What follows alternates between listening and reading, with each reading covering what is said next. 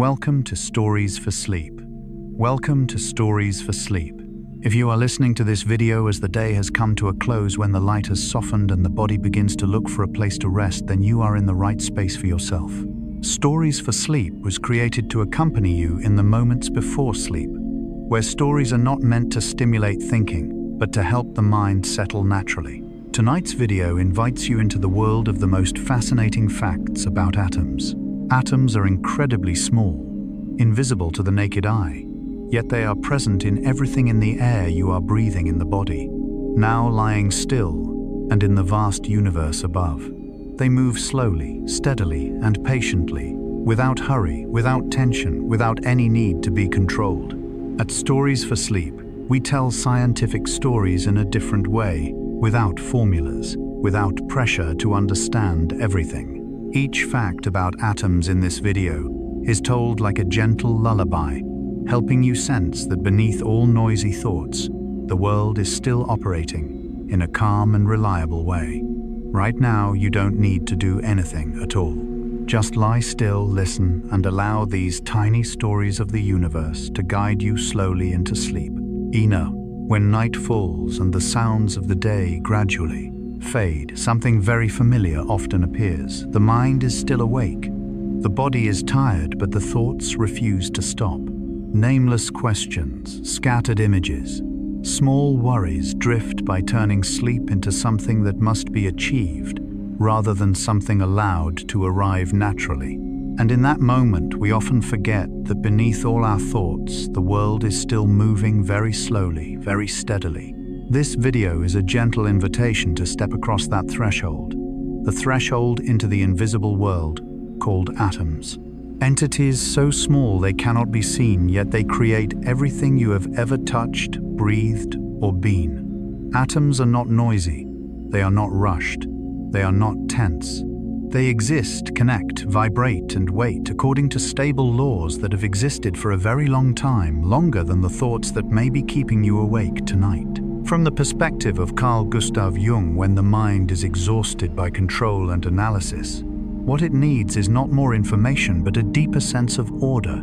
Atoms offer precisely this feeling. They remind us that the world does not require constant supervision from consciousness to function. That beneath surface chaos, there is a trustworthy underlying structure where everything knows its place.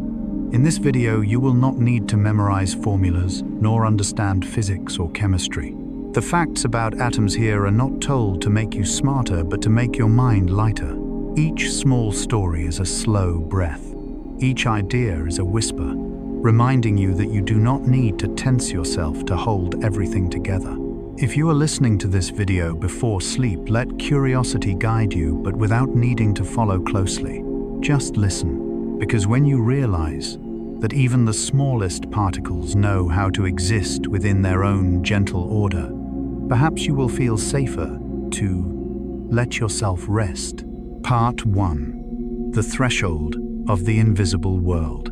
There are moments in the day when the outer world begins to blur, while the inner world becomes clearer. This happens as night falls, when the light softens, sounds thin out, and the body looks for a place to rest.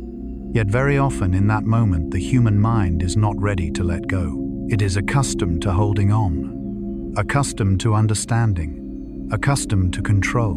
And because of this sleep, something entirely natural becomes a door that feels difficult to open. This introduction does not aim to provide answers. It does not come to explain nor to persuade through reasoning. It arrives as a very gentle invitation, inviting you to approach another threshold, the threshold of the invisible world. A world that is not loud, does not demand attention, yet quietly creates everything you have ever known. Atoms are such entities. They cannot be seen with the naked eye. They cannot be touched in familiar ways. Yet they are present in every breath, every heartbeat, every fleeting thought passing through your mind right now. They do not appear as main characters in daily life. They do not ask to be recognized. They simply are ancient, enduring, patient. When atoms are described as the silent architects of reality, this is not exaggeration. An architect does not live inside the structure, but designs the foundation that allows everything to stand.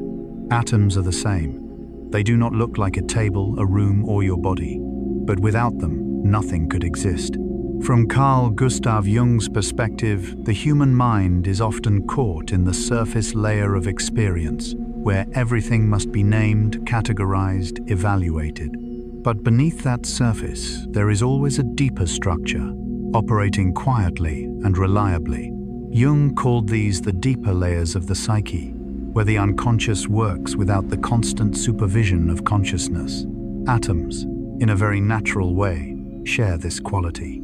They do not need you to understand them in order to function. They do not need attention to continue bonding. They do not stop simply because you are tired. And it is precisely this unconditional stability that creates something essential for the state before sleep, a sense of safety.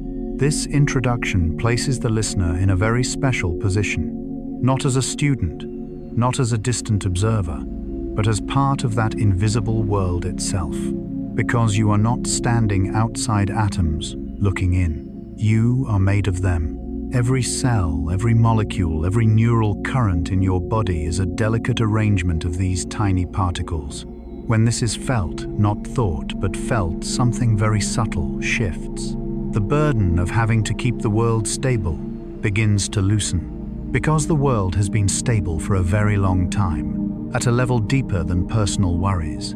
You do not need to guard the order of the universe. Atoms have been doing that for you, silently, steadily, tirelessly. The threshold of the invisible world is not a sharp boundary. It resembles the moment between waking and sleeping, where effort is no longer required, yet complete letting go has not happened.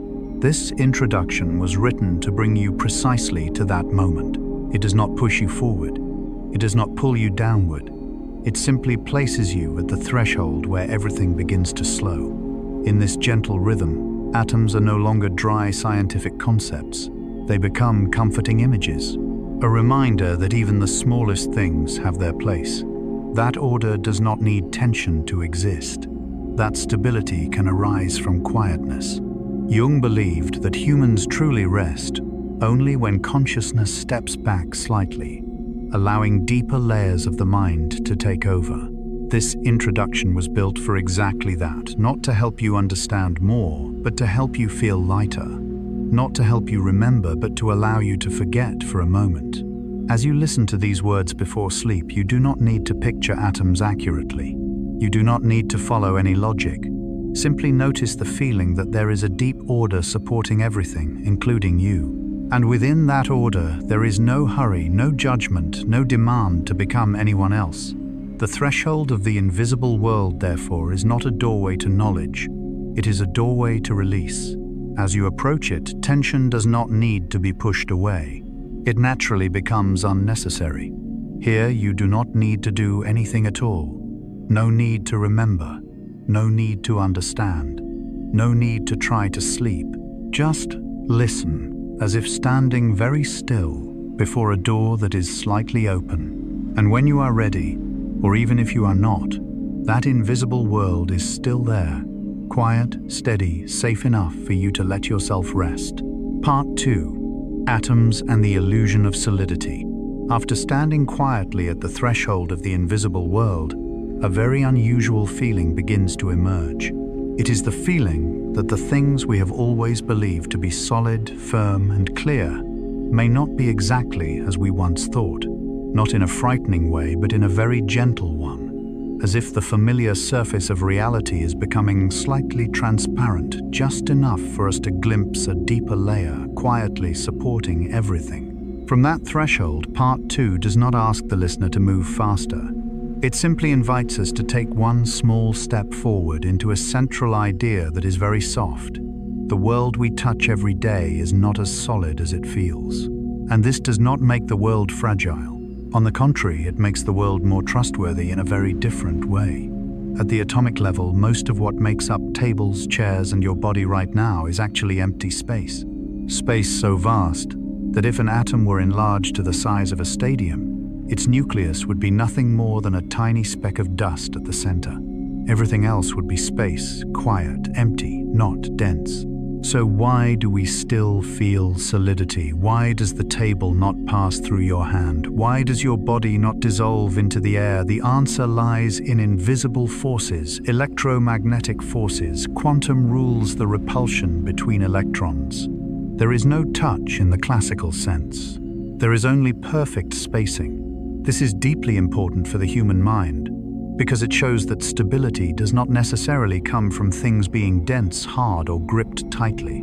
Stability comes from consistent laws, from rhythms that are maintained over time. Here, science unexpectedly touches a deep psychological intuition that Carl Gustav Jung once described. In The Structure and Dynamics of the Psyche, he wrote, "Stability comes not from rigidity, but from balance. Atoms are not rigid. They vibrate continuously. Electrons do not remain fixed in one position. Yet precisely because all these movements follow stable rules, the world does not collapse. Order does not need to stand still. Order only needs to repeat itself reliably." When hearing this before sleep, the listener may gently notice a similarity with themselves. Much of life's tension comes from the belief that to be safe, we must hold on tightly. Hold tightly to thoughts. Hold tightly to plans. Hold tightly to control. But the atomic world shows a different truth. Maintaining the right distance is more important than holding tightly.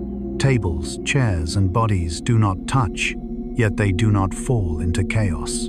They maintain distance, and that distance creates form. The human mind is similar.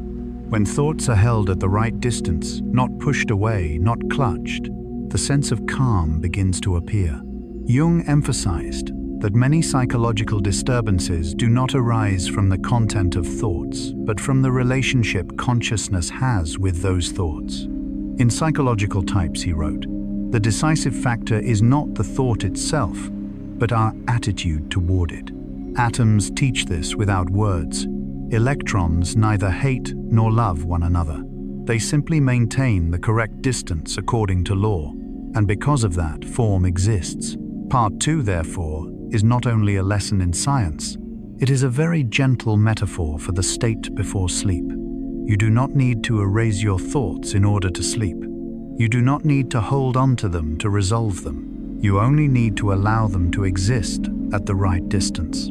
When consciousness begins to understand, or more accurately to feel, that the world remains stable, even when it is not solid, a very deep fear begins to dissolve.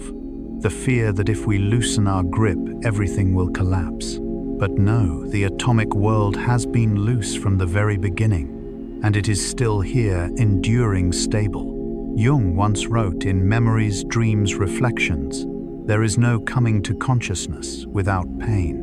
But in this context, pain is not intense suffering. It is the slight discomfort of letting go of an old belief. The belief that only hardness is safe, that only firmness is reliable. Atoms whisper the opposite. Sometimes the most stable thing is also the softest.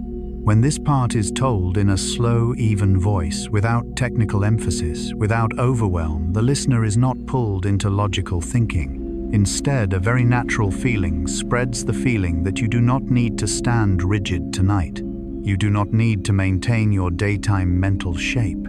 You can soften a little. You can allow thoughts to drift into a small space. And in that space there is no collapse, only the quiet support of laws that existed long before you were tired and will continue long after you fall asleep. Part 2 closes not with a conclusion, but with a permission. Permission to trust that stability does not require tension. Like atoms, you can vibrate, you can change states, you can feel uncertain and still be supported. And when that trust settles very gently in the mind, sleep is no longer something to conquer. It becomes a natural movement, just as the world remains standing even though inside it is full of silent space. Here you do not need to understand more. Just remain with the feeling that everything is still okay, even when you are not holding on. Part 3. Cosmic Origins. We come from the stars after, touching the idea that solidity is only a sensation, that beneath familiar forms there is space, force, and invisible rhythm. the mind naturally wants to go further, not faster, but wider. If everything around us is supported by silent laws, then a gentle question arises: where did these tiny particles come from? Part 3 opens exactly at this point, not as a lesson in cosmology, but as a long whisper of time itself. A whisper saying you are not a separate event. You did not begin at birth. Your story began long before Earth existed, long before life emerged, long before memory itself. The lightest atoms, hydrogen and helium, were born after the Big Bang, when the universe was very young, very hot and very dense. They carried no meaning. They did not know they would become the foundation of everything. They simply existed following the most primitive laws. And then over hundreds of millions of years, those simple atoms gathered, collapsed under gravity, and ignited the first stars. Inside stellar cores, where pressure and temperature exceed all imagination, light atoms were forced to change. They fused. They became heavier. Carbon, oxygen, nitrogen, iron, the elements that form your blood, bones, breath, and even your thoughts, were forged in stellar fire. Not hurried, not purposeful, simply the natural result of conditions held long enough. As stars age and their fuel runs out, some end their lives in immense explosions. Yet even this violence is not destruction, it is distribution. The atoms created in stellar cores are scattered into space, drifting, cooling, recombining in new ways. Nothing is lost. There is only rearrangement. From these remnants, planets form. Earth is not an exception. It is part of a very long cosmic flow of matter. Mountains, oceans, atmosphere, and eventually life itself, all are built from ancient star fragments. And you lying here, listening now, are not outside this flow. The idea that we come from the stars is not meant to overwhelm. In the context of a story before sleep, it carries a much gentler meaning. You are not alone in the universe. Not because something is watching you, but because you are the continuation of a very long, patient, stable process. Carl Gustav Jung wrote in Memories, Dreams, Reflections, "In the last analysis, we count for something only because of the essential we embody. What is essential here is not personal achievement, but belonging. You belong to Earth. Earth belongs to the solar system. The solar system belongs to a small branch of the galaxy, and all of it is connected by the same material, the same history." In Jungian psychology, the feeling of being cut off from the whole is one of the deep sources of anxiety. Modern humans often feel like isolated individuals thrown into the world, forced to manage everything alone. But the atomic story of the universe offers another image. You are a chapter in a very thick book.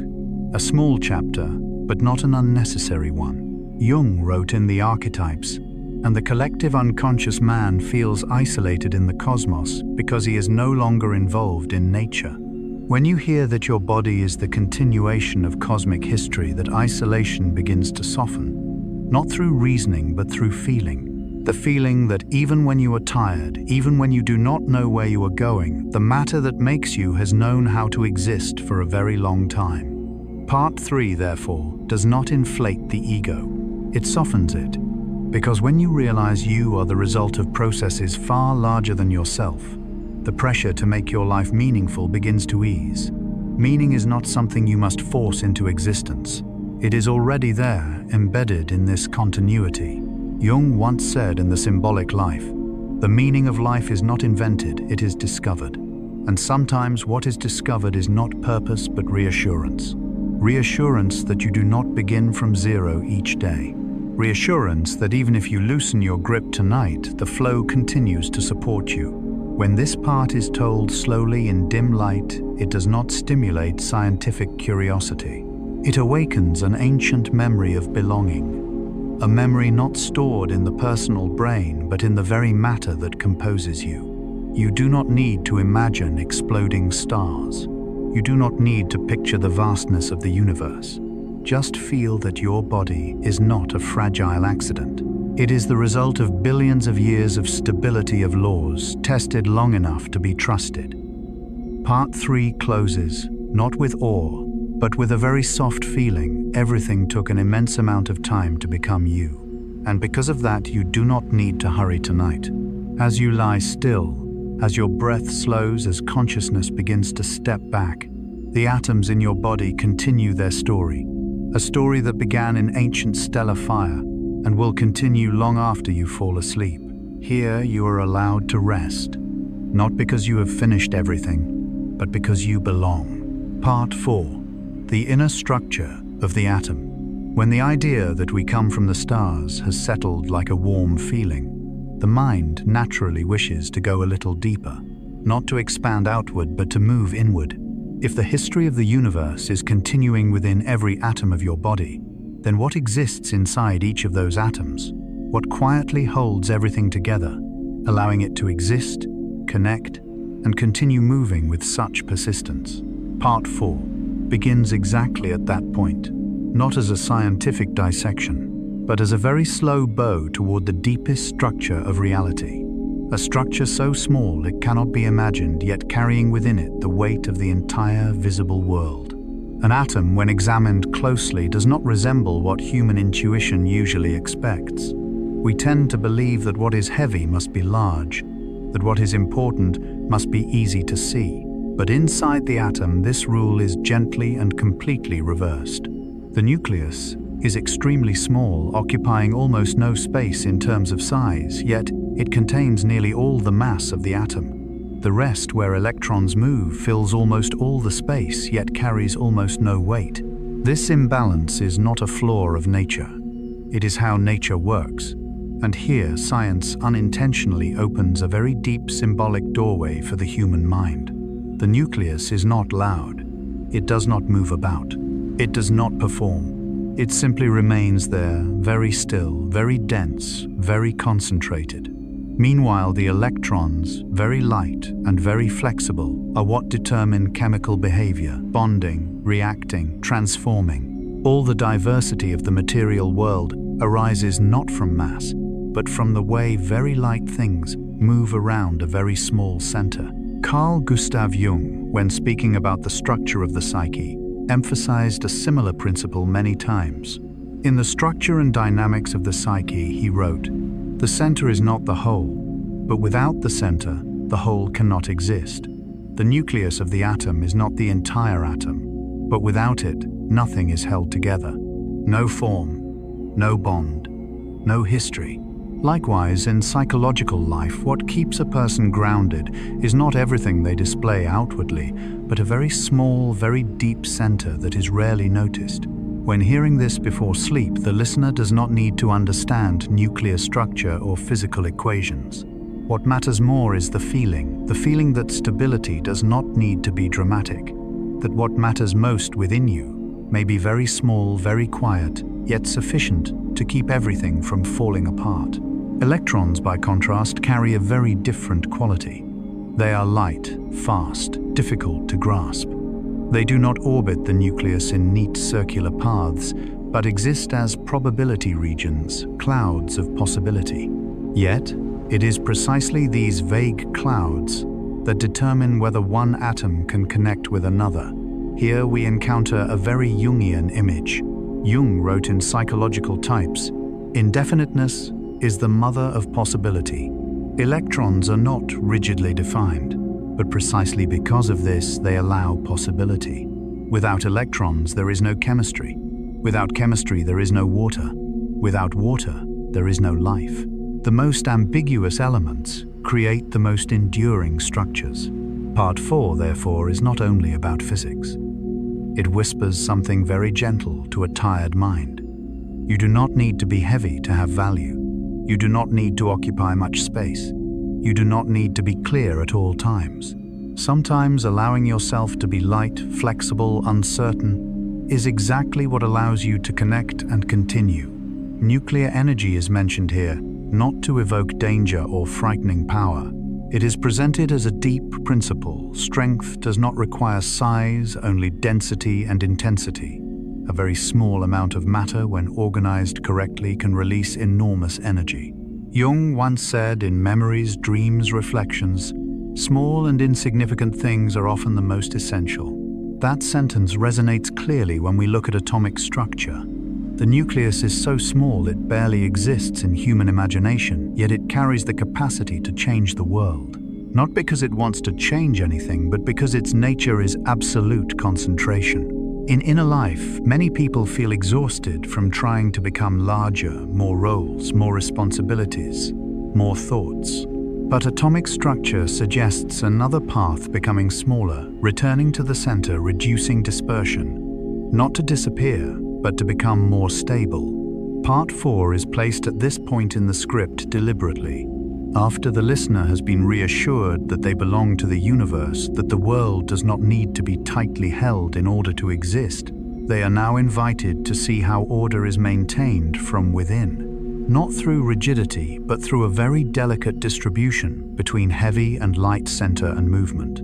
Jung wrote in, "The symbolic life wholeness is achieved, not by cutting off a portion of one's being, but by integration. The atom does not eliminate electrons because they are light, nor does it spread mass everywhere. It integrates both a heavy center and a light-moving region. This integration creates the whole." When listening to this part before sleep, the listener is not asked to understand themselves better. There is no task of self-analysis. Instead, a quiet feeling may arise. The feeling that within you too there is a structure intelligent enough to maintain balance even when consciousness rests. You do not need to hold everything in your mind. You do not need to resolve every thought. You do not need to make yourself okay through effort. Like an atom, you can allow a quiet center to hold everything together, while lighter thoughts are permitted to drift around it without being captured. Part 4 closes not with a scientific conclusion, but with a deep permission. Permission to trust that strength does not need to be loud, that what holds you to life may be very small, very silent, yet strong enough to allow you to rest. And as you lie still at night, as your breathing slows, as consciousness begins to step back, those deep nuclei remain there without requiring your supervision, holding everything together, keeping you safe within your own letting go. When we have looked deeply into the inner structure of the atom, when we have felt that a very small center can prevent an entire system from falling apart, the mind naturally begins to relax. There is no longer a need to search for something completely new, no pressure to explore another layer of complexity. Instead, a gentle question arises. If this structure is stable, how is it repeated throughout the entire world? Part 5. Universal atoms and repeating order.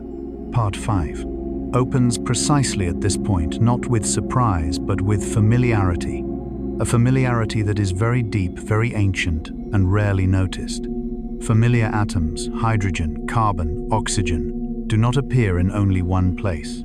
They exist everywhere. In your body, in the vast ocean, in distant stars, in interstellar clouds that have never touched Earth's daylight. When first heard, this may feel expansive, but when heard slowly before sleep, it brings a different feeling, the feeling of being at home. Because if the atoms in your body are the same atoms drifting through deep space, then you are not an exception. You are a natural part of that order. In this understanding, the universe is not a place that constantly creates entirely new things. It does not require infinite raw materials to create.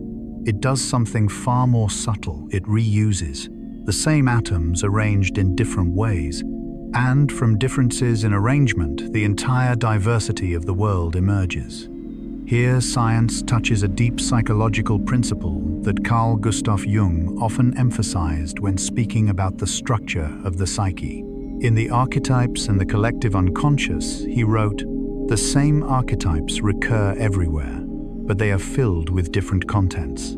Atoms are similar. They are like the archetypes of matter, unchanging in essence, but changing in combination. And those combinations create water, or stone cells, or star's life, or quiet emptiness." Part 5, therefore, does not carry the energy of discovery, but the energy of safe repetition. In a world where people are often pressured to be different, to innovate, to constantly become another version of themselves, the story of universal atoms offers gentle comfort. You do not need to be different to have meaning. What matters is not what you are made of, but how you are organized in this moment. Jung wrote in Psychological Types, meaning arises from pattern, not from novelty. Meaning does not come from endlessly creating what has never existed, but from recognizing repeating patterns. Atoms repeat, laws repeat, and within repetition, order is maintained. The hydrogen in your body does not know it is inside a human.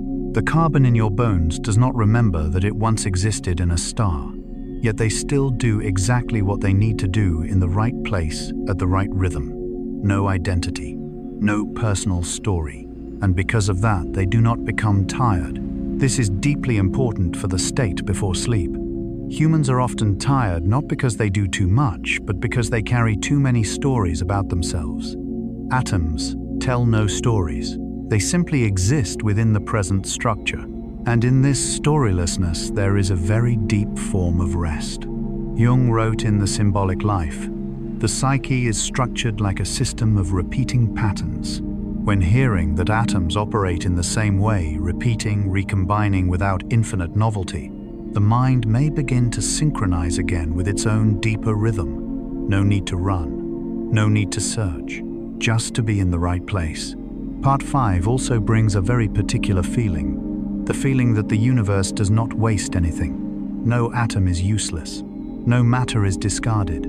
Everything is reused, rearranged, tried again in different forms. When heard at night, this can soften a very human fear, the fear that what one has lived through was unnecessary, mistaken, or without value. If the universe discards no atoms, perhaps you do not need to discard the parts that once were you.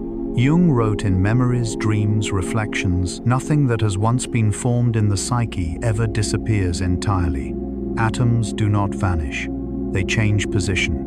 Memories, experiences, and emotions within you are the same. They do not need to be erased for you to rest. They simply need to be reorganized into a lighter order." When this part is told in a slow, even voice without emphasis on knowledge, curiosity is not activated. Instead, a very foundational feeling appears. Everything is more familiar than it seems. And in that familiarity, there is no threat. You do not need to become a new atom. You do not need to recreate yourself from the beginning. You only need to be placed into a structure gentle enough to rest. Part 5 closes with a simple yet profound truth. The universe does not need infinite materials to create infinite forms. It needs the patience of repeating order. And within that order, you are not a mistake.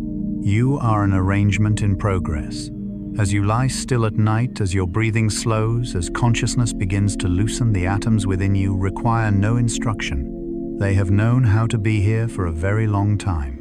And because of that, you too may allow yourself to stop trying. Everything is operating. Everything is repeating.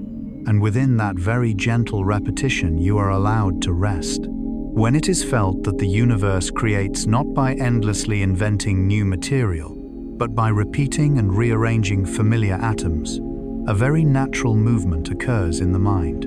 Attention begins to move away from individual particles and toward how they exist together. Because if universal atoms appear everywhere, then what creates the difference between stone and water, air and body, life and silence? The answer does not lie in the atoms themselves. It lies in bonding. Part 6. Chemical bonds. The story of relationships. Part 6 opens like a familiar whisper. Atoms rarely exist alone. Not because they are lacking, but because their nature is oriented toward relationship. They bond separate, and then bond again in different ways. There is no absolute creation or destruction, only changing forms of togetherness over time. Here, chemistry is no longer a dry scientific discipline. It becomes a story about relationships. The same type of atom, when bonded differently, can produce entirely different qualities. Carbon arranged in one structure becomes diamond, hard, clear, nearly unbreakable. That same carbon arranged differently becomes graphite, soft, dark, leaving a trace when touched to paper. There is no better carbon. There is no absolutely right structure. There are only relationships that fit particular conditions. And this carries a very deep comfort for the human mind. When Carl Gustav Jung spoke about psychological life, he repeatedly emphasized that a human being cannot be understood in isolation from their relationships. In the relations between the ego and the unconscious, he wrote, "No psychic value can exist without being related to something else. Value does not exist in isolation. Atoms are the same. They are not fully themselves when standing alone. Their qualities truly emerge only in bonding. Water is a gentle example. Two hydrogen atoms and one oxygen atom bonded at a very specific angle create a colorless, odorless liquid that becomes the solvent of life. Without water, there is no biology. Without biology, there is no experience, no consciousness, no sleep that you are now preparing to enter. Hydrogen and oxygen do not change their essence when they become water, but their relationship creates an entirely new possibility. This is a very clear Jungian image. What is new does not necessarily arise from changing who we are, but from entering into a different relationship. Jung wrote in The Archetypes and the Collective Unconscious, transformation does not occur by denying what is, but by entering into relationship with it. Chemistry does not break atoms to create something new. It allows atoms to relate differently, and from that, the world transforms. Oxygen and iron, when exposed to one another over enough time, create rust, a very slow process, quiet, without explosion, yet not fully reversible. Rust is not the failure of metal. It is a form of transformation, a long story of time, contact, and environment. When heard at night, this carries a very gentle meaning. Not all change needs to be fast, dramatic, or obvious. Some changes happen so slowly they are barely noticeable day to day, yet they shape us deeply over time. Like the human mind, relationships, habits, and environments rust us in their own way. Jung wrote in Memories, Dreams, Reflections, "Life always seems to be lived on the brink of collapse, but it is precisely there that transformation occurs. Chemical bonds are never completely fixed. They are always capable of change when conditions change, but it is precisely this non-fixity that creates adaptability.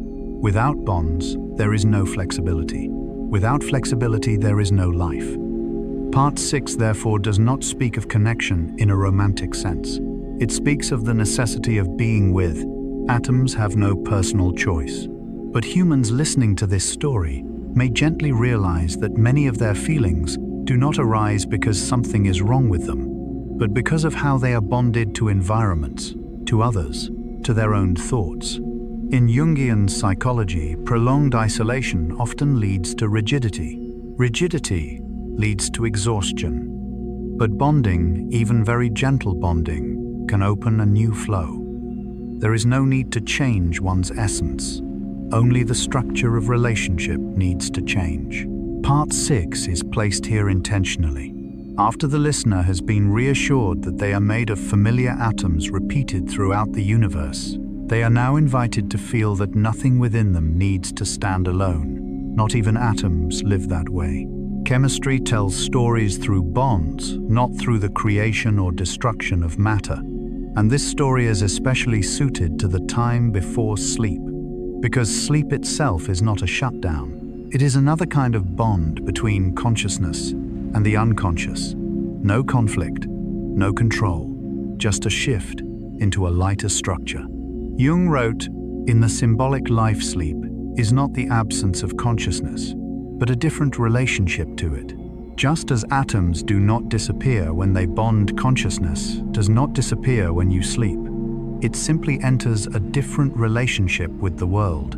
If, while listening to this part, you feel your mind slowing, it is not because you have understood everything. It is because you have temporarily stopped standing alone before your thoughts. You are allowing yourself to enter a gentler bond with the rhythm of the narration, with your breath, with the body that is lying down. You do not need to resolve everything. You do not need to step outside yourself to analyze. You only need to be within a structure gentle enough to rest."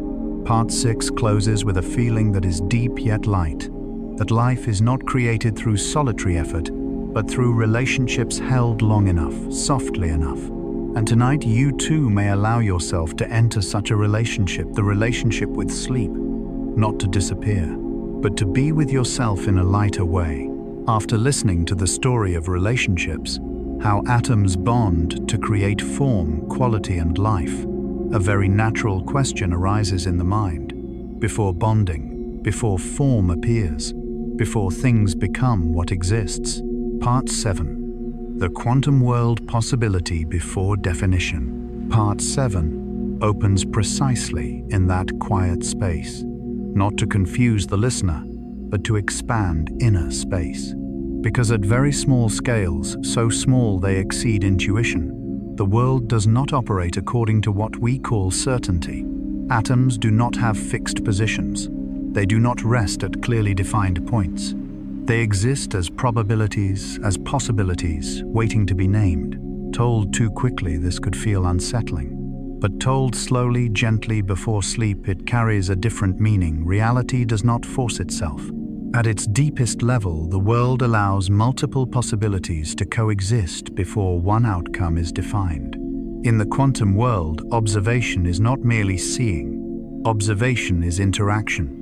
When interaction occurs, one possibility becomes fixed as reality. Before that moment, there is no right or wrong, only openness. Carl Gustav Jung, though not a physicist, touched a very similar intuition when speaking about the human psyche. In Psychological Types, he wrote, "The unconscious is not a closed system. It is open, fluid, and full of possibilities. The unconscious, like the quantum world, is not a place of frightening chaos. It is a place of unformed possibility. And sleep is precisely the moment when consciousness temporarily withdraws, allowing the unconscious to operate without being fixed by analysis, judgment, or decision." Part 7 does not tell the listener that everything is uncertain in a way that removes grounding. On the contrary, it whispers, you do not need to decide everything right now. Even reality itself at its deepest level does not do that. Atoms do not panic because they lack fixed positions. They do not worry about being probabilities. They exist naturally in openness. And because of that, the world does not collapse. It becomes flexible. It adapts. It allows change. Jung wrote in The Archetypes and the Collective Unconscious, where certainty ends, life begins. Placed beside the quantum world, this sentence resonates gently, because at the deepest layer of matter, where absolute certainty disappears, life does not vanish. It begins. For the human mind, especially before sleep, the greatest pressure is often not a specific fear, but the need to define feelings, define plans, define direction, define oneself. But the quantum world offers a different image. There are layers of existence that do not require definition in order to be stable. Part 7 invites the listener to do something very gentle, to live for a moment like a quantum atom, not needing to know where you are in life, not needing to label emotions, not needing to lock in thoughts, just allowing possibilities to be present like probability clouds drifting slowly through inner space. Jung wrote in The Symbolic Life, to hold the tension of the opposites is the task of the conscious mind. But sleep does not require this task. In sleep, we are allowed to release the tension between opposites. No choosing, no dividing, no deciding. The quantum world shows that even matter does not always know what it is until it is forced to answer. And most of the time, it does not need to answer. It simply exists as possibility. Part 7 follows the discussion of chemical bonding deliberately. Before there is bonding, there is the possibility of bonding. Before there is form, there is a field of possibility. And before deep sleep, there is a very delicate moment where consciousness has not fully let go but is no longer gripping tightly. That moment is exactly like the quantum world, unclear, unfixed, yet rich with the potential for rest. Jung wrote in Memories, Dreams, Reflections. The psyche does not work in a linear fashion but in a symbolic one. The quantum world works the same way, not in straight lines but in fields, probabilities, possibilities. And when the mind synchronizes with this mode of operation, a deep relief appears. You do not need to understand this part for it to work. You only need to listen and allow openness. Open to this. You do not need to define who you are right now. You do not need to know the answer. You do not need to fix your final thought before sleep.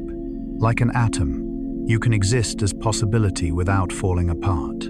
Part 7 closes not with a scientific conclusion, but with a gentle permission. Permission to not decide yet. Permission to be unfinished and still safe. As you lie quietly at night, as the light softens, as your breath slows, the inner world does not need clarity. It only needs openness. And within that openness, sleep does not arrive as a forced result, but as a possibility gently accepted. After touching the quantum world where everything exists as possibility before definition, the mind gradually becomes familiar with the idea that reality does not need rigidity to function. And then, at the next step, the story becomes more intimate, no longer abstract probabilities or vague fields of possibility, but very small, very concrete changes taking place right now within your body. Part 8. Charge ions and very small changes. Part 8 opens with a truth that seems simple at first. When an atom gains or loses just one electron, the way it behaves changes completely, not slightly, entirely. From a neutral state, it becomes an ion carrying an electric charge drawn toward or repelled from other ions participating in invisible currents the human eye will never see. An electron is extremely small, so small it is difficult to imagine. Yet its presence or absence determines some of the largest phenomena of life. Nerve signals traveling through the body, muscles contracting, the heart beating steadily, consciousness remaining alert or sinking into sleep. Without ions, there is no biological electricity. Without biological electricity, there is no sense of, I am here. Here, science touches a very deep psychological principle that Carl Gustav Jung emphasized repeatedly. The smallest internal changes can create profound shifts in lived experience. In The Structure and Dynamics of the Psyche, Jung wrote, "A slight change in consciousness is often sufficient to alter the whole attitude of the personality." Ions are the material image of this idea. There is no need to break the atom. No need to rebuild the world. Shifting a single electron, a change almost impossible to notice, is enough to set off an entire chain of consequences. Part 8, therefore, does not tell a story of power in a dramatic sense. It tells a story of sensitivity, of how reality responds to the most subtle differences. The world does not require large forces to change. It responds to delicate adjustments. Right now, within your body, billions of ions are moving across neural cell membranes. They open and close microscopic gates, allowing signals to pass. There is no sound, no light, no notable event. Yet these silent movements give rise to thought, emotion, and the growing drowsiness spreading through you. Jung wrote in Memories, Dreams, Reflections, "The most decisive events of our lives often occur silently. Electric charge ions and very small changes carry precisely this spirit. Nothing explodes. Nothing announces itself. Yet everything is being decided. Even phenomena that seem vast, batteries supplying power, oceans carrying weak electrical currents, lightning tearing through the sky, all begin with the distribution of electric charge, with electrons no longer staying where they were, with tiny differences maintained long enough." When told before sleep, Part 8 does not overwhelm the listener with scale. Instead, it soothes the mind with a comforting idea. You do not need to change your entire self to feel different. Sometimes adjusting something very small, a slower breath, a thought released, attention gently withdrawn, is enough for the whole system to respond. Jung once said in The Symbolic Life, "The psyche responds to the slightest hint. So does the body. So does the nervous system. So do atoms. Reality does not need to be forced. It is sensitive. Ions are neither good nor bad. Electric charge is neither moral nor immoral. They simply respond to conditions. And this lack of judgment offers a gentle lesson to the human mind. You do not need to judge yourself in order to change your state. You only need to change the conditions. Part 8 follows the discussion of quantum possibility intentionally. Before ions, there are electrons. Before electrons move, there is the possibility of movement. And when that possibility becomes real, a cascade begins. Sleep works the same way. It does not arrive because you try to sleep. It arrives because conditions have shifted just enough and just right. Softer light, more even sound, fewer thoughts being held, less force from consciousness. Jung wrote in Psychological Types, everything that is forced remains ineffective. Electric charge is not forced. Ions are not commanded. They move because of difference, not instruction, and your body responds in the same way. As you listen to this part, you do not need to remember what an ion is. What matters is the feeling very small things matter greatly. That gentleness does not require a major decision. It comes from subtle change. You do not need to resolve your whole life. You do not need to radically change who you are. You only need to allow one electron to shift, one thought loosening, one breath deepening, one urge to control being set down.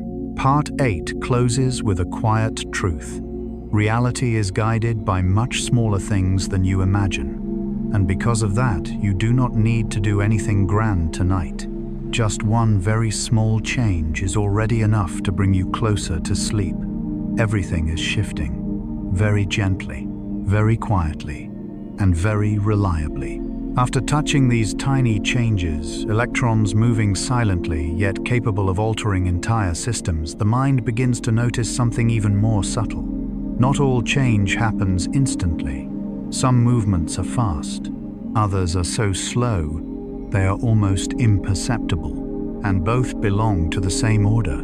Part 9. Stability, Transformation, and Atomic Time. Part 9 opens with this coexistence. Stability and transformation are not opposites.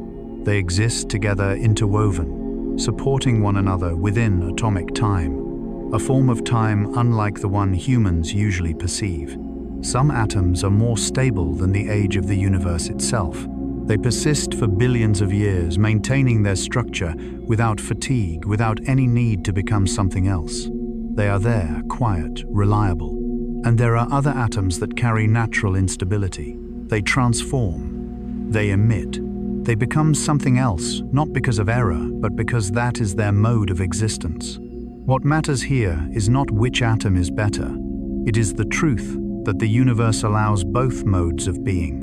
Some things are born to endure, others are born to transform, and both are necessary for the larger order. Atomic time does not flow evenly like a wall clock. It can wait millions of years with nothing happening. And then, in a very brief moment, a transformation occurs without warning, without countdown, without personal reason, simply because the moment has ripened. When heard before sleep, the human mind may gently recognize a deep resonance. Much exhaustion in life does not come from change itself, but from forcing oneself to change according to a rhythm that is not one's own. Atoms do not do this. They do not compare their timing to other atoms. They do not worry about being slow. They exist according to their own internal time. Carl Gustav Jung spoke often about the difference between external time and psychological time. In Memories, Dreams, Reflections, he wrote, "There are moments when the years stand still and others when a single instant seems to contain eternity. Atomic time carries this same quality. There are vast stretches of stability, and there are sudden moments of change that are not chaotic at all. They are the result of long accumulation. Part 9 does not claim that everything changes, nor that everything is permanent. It whispers something more subtle. Everything changes according to its own rhythm, and that rhythm does not need to match human expectation. In Jungian psychology, many inner crises arise when a person tries to force a transformation before its time. Jung wrote in The Structure and Dynamics of the Psyche, "No transformation can be forced without distortion. A radioactive atom does not decide to transform sooner or later. It is not persuaded. It is not pressured. It changes when its internal structure can no longer sustain the old state. And because there is no interference, the transformation is precise. Part 9 offers a powerful lullaby-like feeling. You do not need to know when you will change. You do not need to predict your turning point. You do not need to make transformation happen. If it needs to happen, it will, because conditions are sufficient, not because you push. Atoms teach us that patience is not delay and surprise is not chaos. Both coexist within a deep order, untouched by emotion or desire. Jung said in The Symbolic Life, "Patience is not passive. It is the ability to endure the rhythm of life." Atomic time is that rhythm, unhurried, unforced, not driven by anxiety. Some things exist long enough to stabilize the world. Others change, so the world does not become rigid. Part 9 follows the discussion of tiny changes intentionally. After the listener has felt how a single electron can make a great difference, they are now invited to see the larger picture of time, that small changes do not always produce immediate results. They may accumulate weight and reveal themselves only when the moment arrives. This matters deeply for the state before sleep. Sleep is not the result of an instant action. It is the outcome of a day's accumulation, thousands of small signals gradually shifting the nervous system. And when enough has gathered, sleep arrives, without being summoned, without force. You do not need to ask when you will fall asleep. You do not need to measure time. You do not need to worry that you are slow. Like atoms stable for millions of years, like radioactive atoms waiting for their moment, your body knows when enough is enough. Part 9 closes with a quiet reassurance. Stability does not mean freezing forever, and transformation does not mean losing control. Both are expressions of the same deep order. As you lie quietly at night, as your breath slows, as thoughts no longer need answers, the inner time within you is adjusting, very slowly, very precisely, and very reliably. You do not need to monitor it. You only need to allow yourself to rest within a universe that knows how to wait. After sensing atomic time, where some things are more patient than the age of the universe, and some transformations arrive unexpectedly, the mind naturally seeks a more visible shape of order, not to control it, but to feel safe. When humans are tired, they do not need more information. They need a map, a way of seeing that nothing is chaotic, only exactly where it needs to be. Part 10. The Periodic Table. A map of material character. Part 10. Unfolds like such a map. The periodic table is not introduced as a dry list of elements, but as a map of the character of matter itself, a quiet way of seeing the order hidden beneath diversity. In the periodic table, atoms do not stand next to one another by chance. They are arranged according to tendencies, cycles, and patterns that repeat with remarkable consistency. Looking at it, one does not merely see how many elements there are, but how they relate to one another. Who resembles whom? Who reacts intensely? Who remains inert? Who connects easily? Who requires distance? When heard at a slow pace, this creates a very particular feeling. Matter has temperament. Not temperament in the human sense, but stable inclinations, predictable tendencies.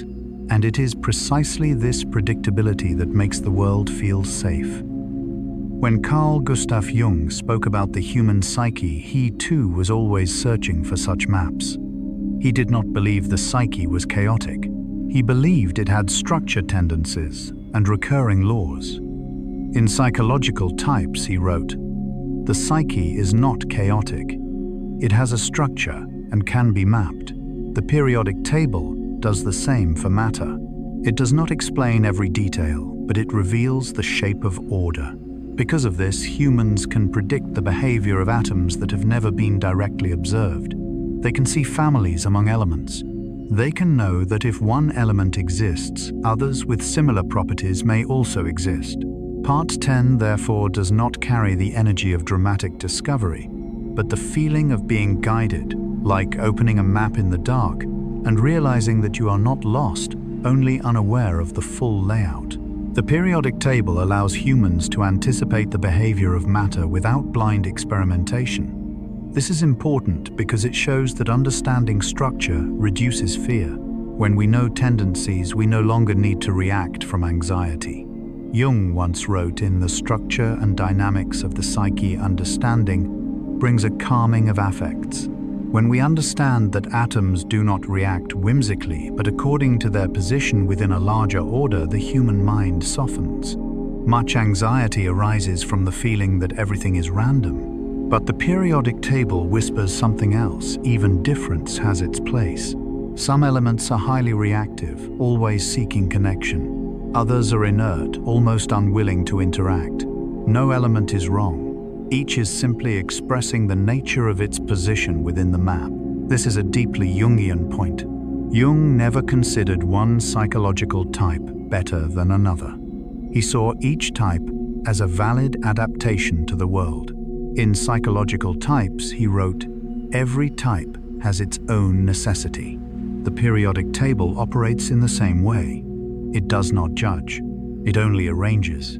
And within that arrangement, a very gentle order appears. When told before sleep, Part 10 carries a powerful lullaby-like message. You do not need to fully understand yourself right now.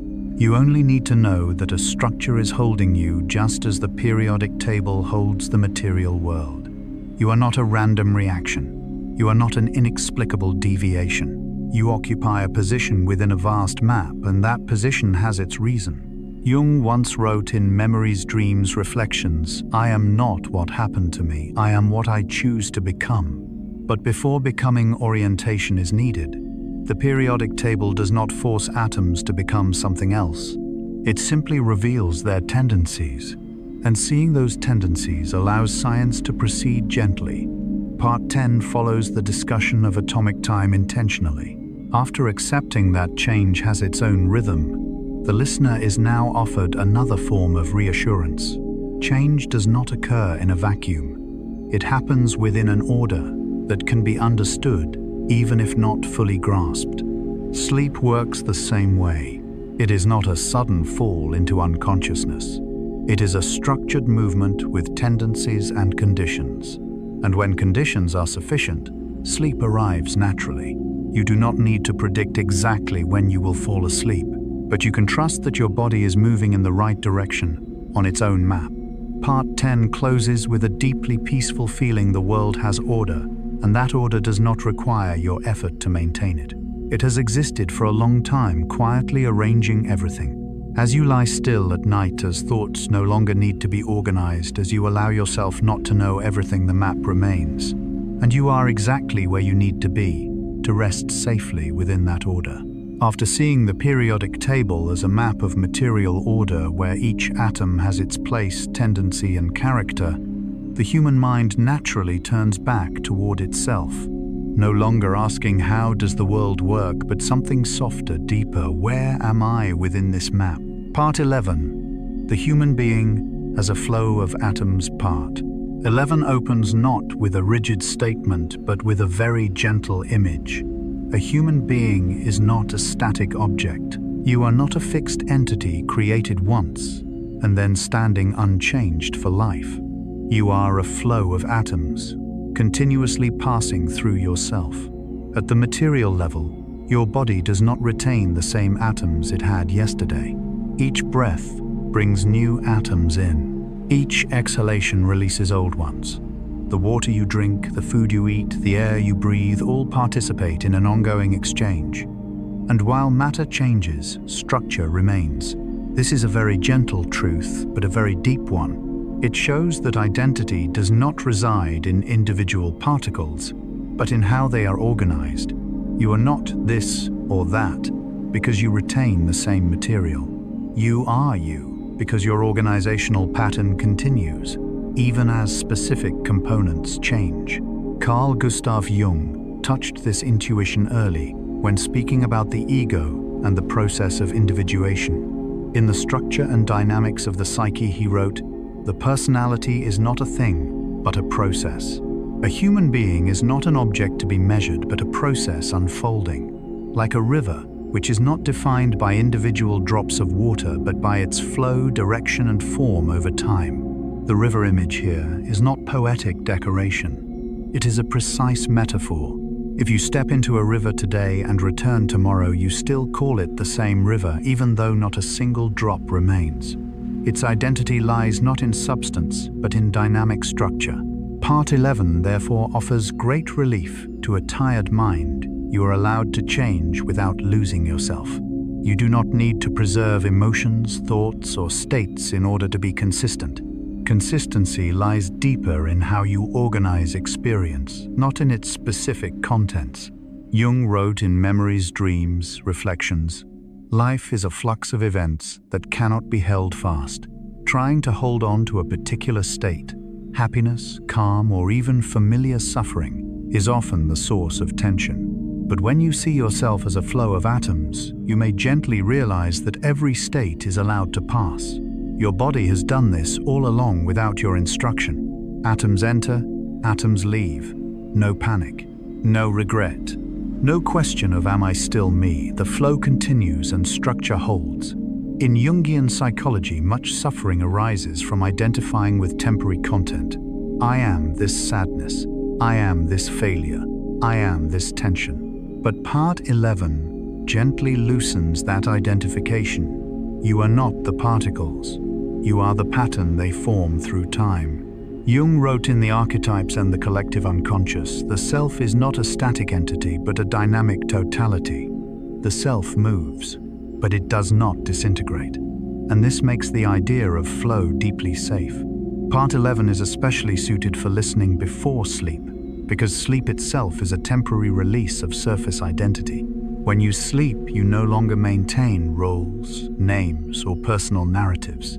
Yet you do not disappear. A deeper structure remains, keeping you alive and allowing you to wake. You do not need to hold yourself together tonight. You do not need to hold thoughts. You do not need to hold emotions. Like a river, you can let everything pass and still be yourself. Part 11 also offers great comfort regarding fear of time. If you were a statue, time would erode you. But if you are a flow, time is the medium you move through. You are not destroyed by time. You are carried by it. Jung once said in The Symbolic Life, becoming is more important than being. Becoming not in the sense of achieving something, but of allowing a process to unfold. The flow of atoms is the material image of this becoming. No rigid goal, no fixed destination, only continuation. Part 11 follows the material map intentionally. After seeing that the world has order, the listener is now invited to see that this order does not freeze them. It allows movement within it. Your identity does not lie in how you feel today. It lies in how you continue to exist through those feelings. Part 11 closes with a very gentle image. You are not a statue that must be protected from cracking. You are a river, and rivers do not fear flowing. As you lie still at night, as thoughts slow, as consciousness loosens, that flow continues. Very quietly, very precisely, and very reliably. You do not need to stay awake to exist. You only need to allow yourself to drift in a world that has been familiar with movement for a very long time. After sensing yourself as a flow of atoms, not static, not fixed, yet structurally held, the mind naturally asks a quiet question. How did human beings learn to understand this world at all? Not to seek final answers, but to gently look back at the journey of knowing itself across time. Part 12. The history of knowing from philosophy to science. Part 12 opens like a very gentle step backward. Not a retreat meant to deny science, but a pause to remember that before formulas, data, and measuring instruments, the atom existed only as an idea, a philosophical conjecture, an intuition that the world could not be divided endlessly without losing its order. In ancient times, the atom appeared as an unseen hypothesis. No one could touch it. No one could measure it. And yet human beings dared to think about it, not because they were certain, but because they were willing to live alongside the unknown. This is a crucial point, not only for science, but for psychological life as well. In that early period, the atom was not a scientific entity. It was a symbol of the limits of knowledge, a way of saying that foundational things may exist even when we cannot yet prove them. When Carl Gustav Jung spoke about knowledge, he repeatedly emphasized the role of symbols and incomplete hypotheses. In Psychological Types, he wrote, "Every advance in knowledge is preceded by a hypothesis that is not yet proven." Part 12 reminds us that science does not begin with certainty. It begins with humility in the face of what cannot yet be seen. And it is precisely this humility that allows understanding to move forward. Over time, the atom slowly left the realm of pure speculation. It began to leave traces not in form but in consequences, in chemical reactions, in the light spectra of distant stars, in numerical patterns that could not be explained unless a smaller structure was operating beneath the surface. The atom became an entity inferred rather than directly seen. This is important because it marks a shift in how humans understand reality, from trusting only what the eyes can see to trusting patterns that repeat reliably within data.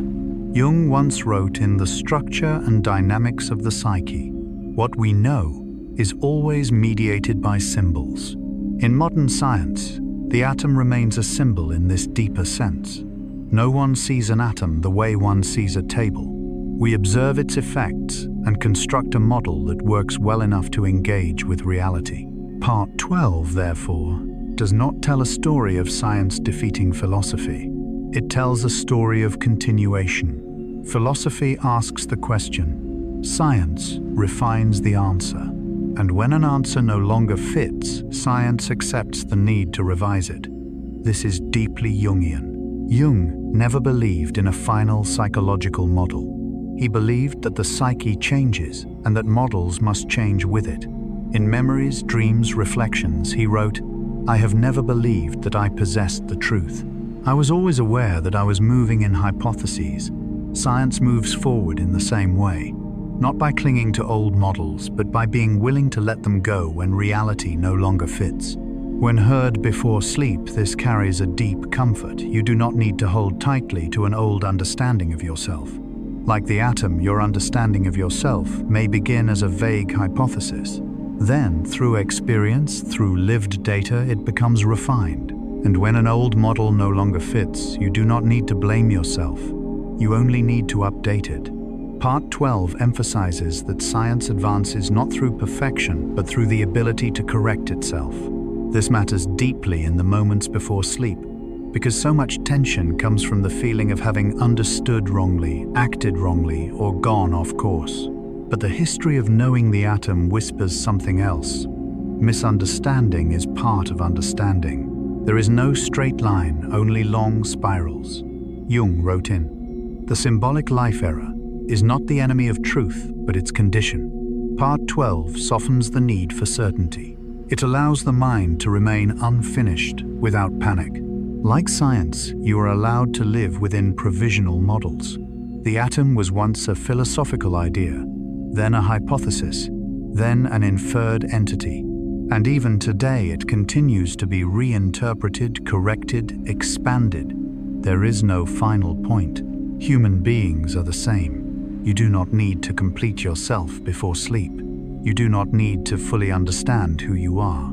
You only need to allow the process of knowing to pause here in a very quiet moment. Part 12 closes with a very gentle feeling. The world does not require certainty in order to function.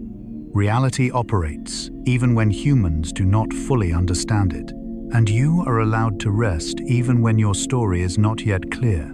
As you lie still at night, as thoughts slow as questions no longer demand immediate answers, you are exactly where you belong in the history of knowing, between what is known and what is not yet known. And this is not a frightening gap. It is where all new understanding begins and where you can sleep very deeply. Part 13. Light, color, and sound atoms speak after. Passing through the history of knowing, from vague philosophical hypotheses to increasingly refined scientific models, the human mind grows accustomed to a gentle truth. The world does not need to be fully understood. in order to be felt. At this point, part 13 opens like another doorway, where atoms are no longer described as silent particles, but as entities that speak, not in words, not in concepts, but through light, color, and vibration. Atoms do not speak to humans in familiar language, but when they absorb and emit light, when they vibrate under certain conditions, they leave traces. And human beings, through long patience, have learned how to listen to those traces. Every color you have ever seen, from the soft blue of early morning, the deep red of sunset, to the warm yellow of a lamp at night, originates from tiny transitions within atoms. Electrons jump from one energy level to another, and in that moment, light is emitted or absorbed. There is no intention, no pre-written message, and yet from countless such transitions, color emerges. When told slowly before sleep, this carries a deep beauty. It shows that the world does not need to strive in order to be beautiful. Beauty is a natural consequence of order in motion. Atoms do not know they are creating color. They simply meet their conditions. And from that, aesthetic experience arises in the human mind. Carl Gustav Jung often emphasized that meaning does not reside in objects themselves, but in the relationship between objects and the psyche. In The Symbolic Life, he wrote, "Meaning is not contained in things, but in our relation to them. Light itself does not have meaning, but when it reaches the human eye, enters the nervous system, and is interpreted by the psyche, it becomes color, emotion, memory. Atoms emit. Humans listen. Sound is similar. At its deepest level, sound is not speech, not music, not lullaby. It is vibration. Vibrations of atoms and molecules traveling through air, water, and matter. The human ear does not hear things. It hears movement. When a string vibrates, when wind moves through leaves, when a voice whispers in the night, all are consequences of atoms oscillating in ordered ways. No vibration stands alone. They spread, touch one another, resonate. Jung once wrote in Psychological Types, "The psyche is resonance."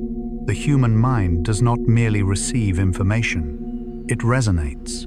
And because of this, sound can soothe, tense, induce sleep, or awaken very deep layers of the unconscious. Before sleep, slow, steady, repetitive vibrations like breathing or rain gently guide the mind towards safety. Not because they lull, but because they align with the body's deeper rhythm. Part 13 also extends beyond the room where the listener lies. Light from distant stars traveling millions or billions of years through space reaches Earth. And within that, light atoms leave their signatures. Through spectroscopy, humans can read the composition of stars, know which elements form them, and in what states they exist. This is a gentle idea to hear at night. The universe is speaking, and humans have learned how to listen. Not with ears, but with attention. Not with emotion, but with patience. Jung wrote in Memories, Dreams, Reflections, "The universe is not silent. It speaks in symbols. Light is one of its oldest languages. Atoms are its alphabet. There are no complete sentences, no direct messages, but there is structure, rhythm, and order enough for humans to sense that they do not live in a mute world." Placed here, Part 13 serves a clear purpose for sleep. After structure, time flow, and knowing, the listener is no longer invited to understand.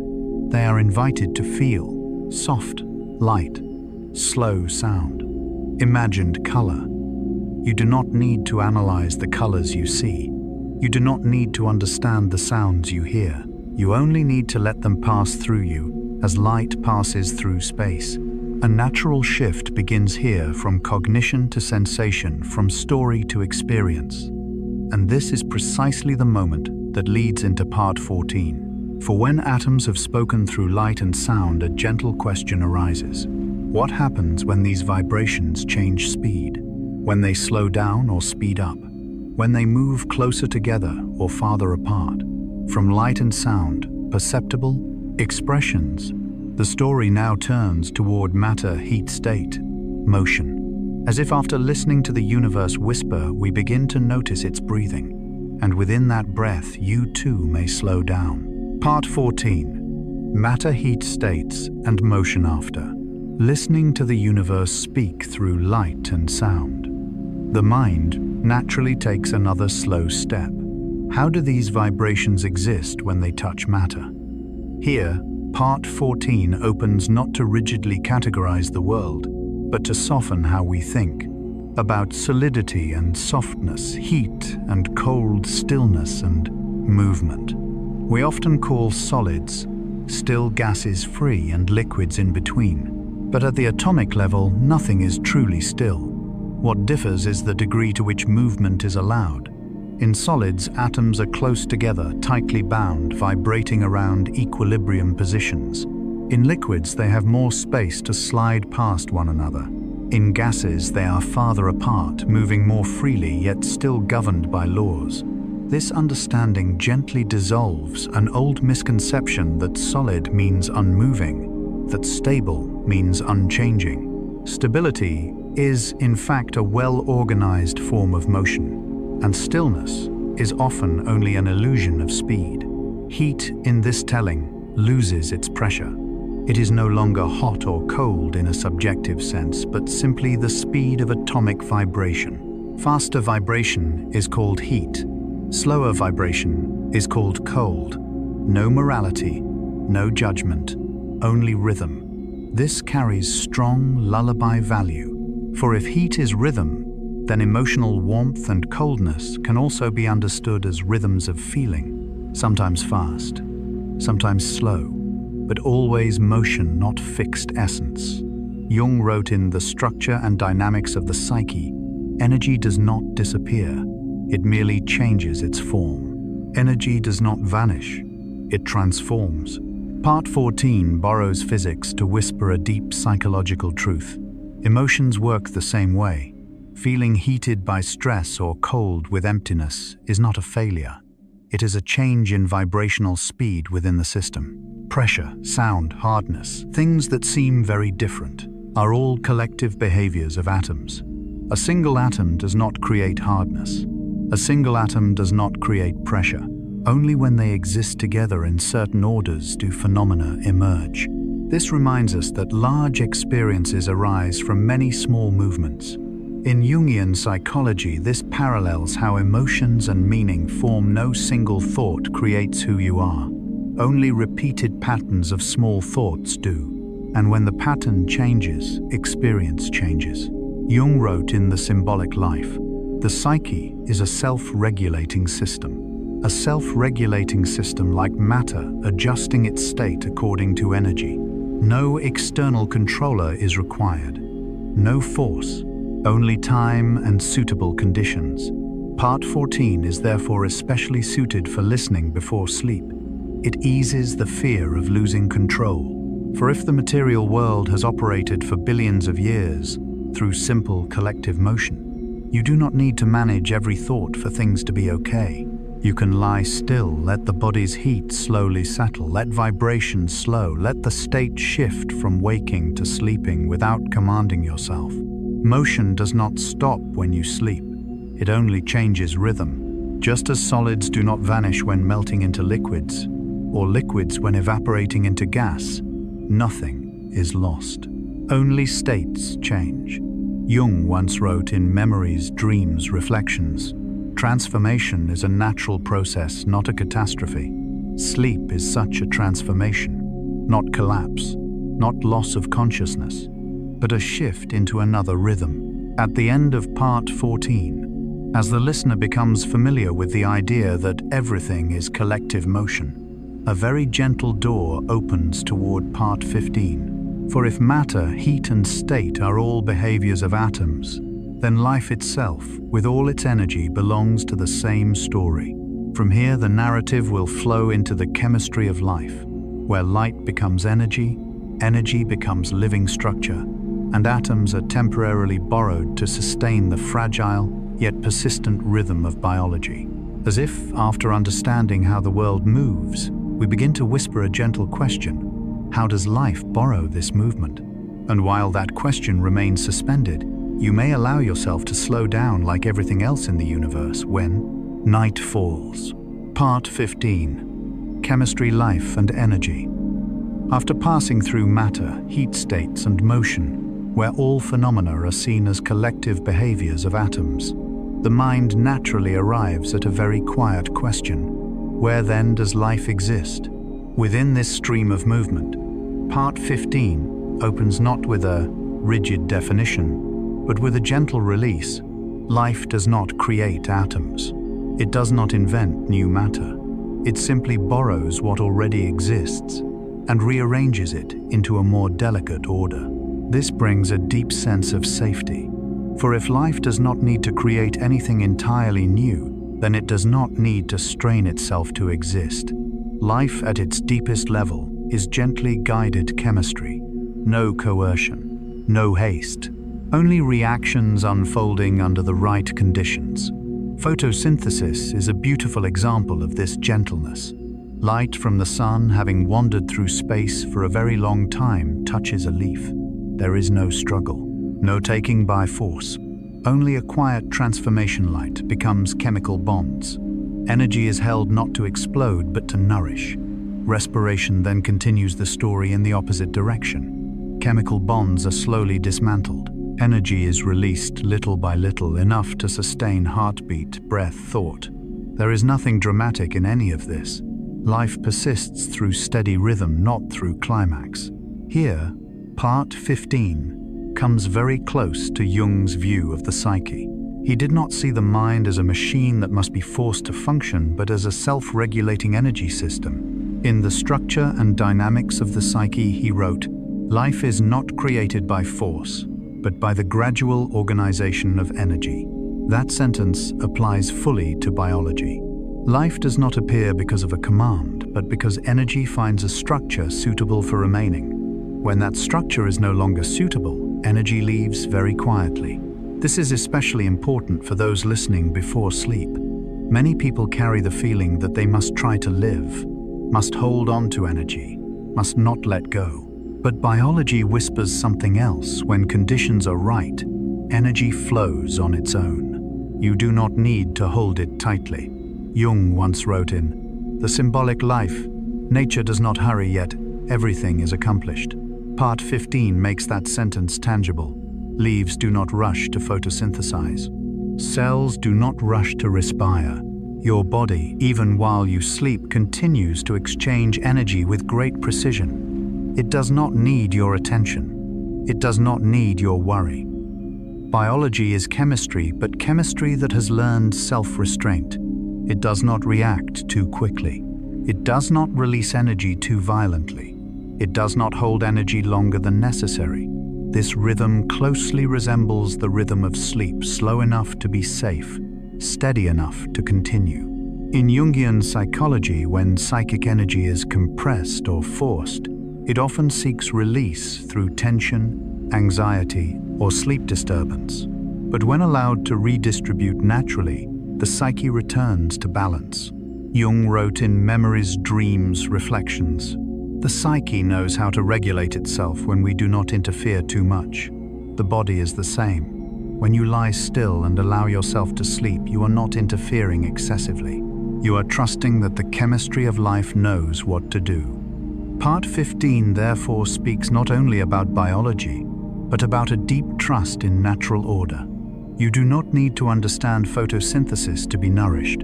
You do not need to understand respiration to breathe. And you do not need to fully understand your own mind in order to rest. At the end of this part, a very natural movement leads toward Part 16. For once, life is seen as a gentle organization of chemistry and energy. The story moves toward deeper atomic transformations, where energy is not only rearranged, but sometimes released from within the nucleus itself. But Part 15 pauses before that threshold, like a long breath. It reminds us that most of life does not require extreme energy. It persists through small, repeated, patient exchanges. As you listen here, your body is doing the same thing. Energy enters, energy leaves, without your direction. And in this quiet trust, you may allow yourself to drift into the next part of the story, where energy will be seen in deeper forms, yet still operating within the same order that is supporting you right now. Part 16. The nucleus, radioactivity, fission, fusion. After seeing life as a gentle organization of chemistry and energy, the mind naturally takes one step further, not a leap, but a deep settling step. Part 16 opens at the nuclear level, where energy is no longer merely exchanged between atoms, but hidden within their very cores. One thing must be said clearly from the beginning, in a very slow voice. The nucleus is not a place of violence, as it is often portrayed in human history. At nature's deepest level, the nucleus is a place of internal transformation, unfolding in rhythms that humans have only recently learned to imitate, and sometimes to imitate incorrectly. Part 16 speaks of three deep kinds of transformation, not as tense opposites, but as points along a wide spectrum of change. The first is radioactivity. Here, no external force is applied. The atom changes itself.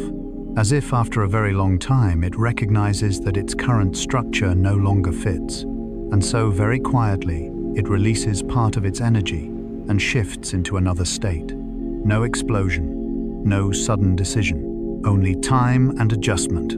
This image carries a distinctly Jungian depth.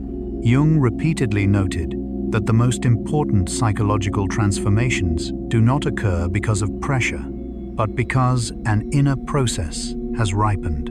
In The Structure and Dynamics of the Psyche, he wrote, "Transformation comes not by force, but by inner necessity." Radioactivity is the physical image of that inner necessity. No one forces the atom to decay. It changes because it cannot not change. And when heard before sleep, this brings deep comfort. You do not need to push yourself to transform. When the time comes, change will happen on its own. The second kind of transformation is fission. Here, a heavy atom is split into smaller parts. Much more energy is released. But what matters is this fission is not a common natural state. It requires extremely specific conditions. Nature rarely chooses this path unless pushed to a threshold. This matters greatly in a bedtime story. It whispers that violent change is often a sign of imbalance, not of natural order. Nature prefers slow, steady, predictable transformations. Jung warned of explosions of the unconscious, psychological eruptions that occur when energy is suppressed too long. In Psychology and Religion, he wrote, "When the unconscious is repressed, it breaks through in explosive form." Seen this way, fission becomes not only a physical phenomenon, but a metaphor for what happens when inner movements are ignored. Part 16 does not tell this to frighten, but to remind us nature does not rush unless forced. The third transformation, fusion, has an entirely different beauty. This is the process of union. Light atoms combine to form heavier ones, releasing energy. But what matters most is the rhythm, very slow, very steady, lasting billions of years. The sun shines not because of an explosion, but because of absolute patience. Mass turns into energy little by little, never hurried, never excessive. And because of this steadiness, life on Earth is possible. This is one of the most powerful lullaby images in the entire script. For if the sun, the greatest energy source we know, operates through consistency rather than drama, then you do not need to burn brightly to have value. Jung once wrote, "In memories, dreams, reflections, the greatest and most important problems of life are all fundamentally insoluble. They can never be solved, but only outgrown. Fusion does not solve energy. It gives energy a more sustainable form. Life does the same, not solving tension, but slowly growing beyond it." Part 16 is therefore not about power, but about how power is naturally regulated. Nature does not destroy itself. It finds ways to transform in order to continue. As you listen, a deep settling may appear. Fears about great energy or loss of control begin to dissolve. Because at the deepest level, the universe is not chaotic. It is simply very powerful and therefore very careful. Part 16 closes not with a conclusion but with a gentle bridge toward Part 17. For if the nucleus is where energy is transformed most deeply, then the entire universe, with its stars, planets, and dust, is the long result of those transformations. From atomic cores, energy flows into stars, into planets, and eventually into the place where you are lying, listening now. And while that story continues to unfold outward, you may remain still. For like the sun, you do not need to hurry in order to continue existing. Everything most important happens very slowly and very steadily. Part 17. The universe formed from atoms. After 17. Touching the deepest core of matter, where nuclei transform energy. With patience and precision, the story naturally expands outward. Not through a sudden leap, but through a widening circle. From inside the atom, the view opens to the entire universe. Part 17 begins with a very quiet truth. The universe is not built by constantly creating new materials. It is formed through reuse. Atoms born in the earliest moments of the cosmos do not disappear. They wander, gather, disperse, and gather again in cycles lasting billions of years. Stars are born from atomic clouds, not from nothing, but from diffuse gas and dust drifting through space. They do not rush. They are slowly drawn together bit by bit until density becomes sufficient for fusion to begin. Light appears not as a sudden explosion, but as the result of accumulated patience.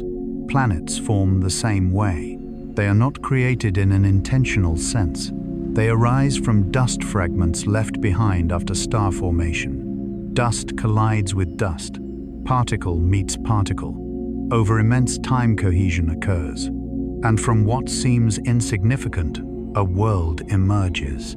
Part 17 brings a deep comfort. Nothing in the universe is considered useless. Not even dust. Not even remnants after great upheavals. Everything holds the potential to become the foundation of a new structure. This resonates deeply with Jung's view of the human psyche. He did not believe that broken or ruined experiences were meaningless. In Memories, Dreams, Reflections, he wrote, "Nothing has a psychic meaning until it is related to consciousness. No experience is wasted. There are only experiences not yet integrated.